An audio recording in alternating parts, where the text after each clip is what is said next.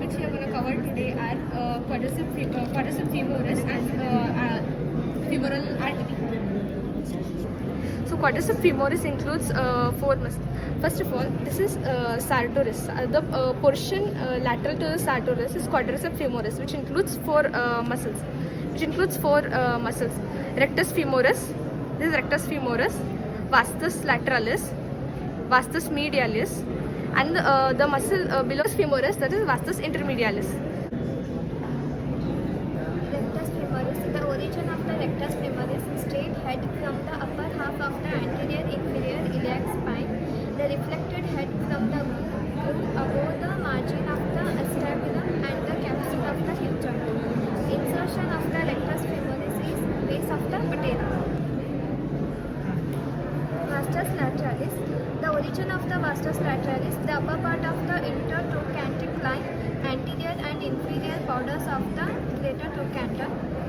The lateral lip of the gluteal tuberosity, upper half of the lateral lip of the linea aspera, and the insertion of the Vastus Lateralis is the lateral part of the base of the patella, upper 1/3 of the lateral border of the patella, expansion to the capsule of knee joint, tibia and iliotibial tract.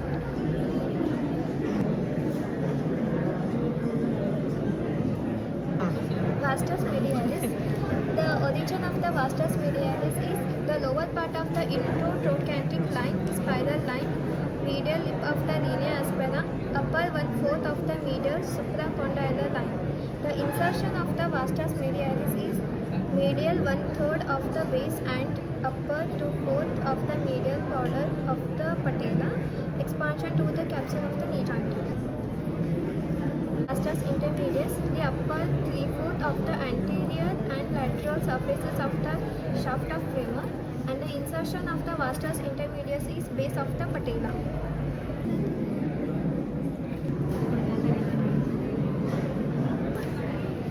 Rectus femoris. The nerve supply of the rectus femoris is femoral nerve. This branch also supplies the hip joint. And the actions of the rectus femoris is extensor of knee joint and flexor of hip joint, also called kicking muscles. Vastus Lateralis. The nerve supply of the Vastus Lateralis is femoral nerve. This branch also supplies the knee joint.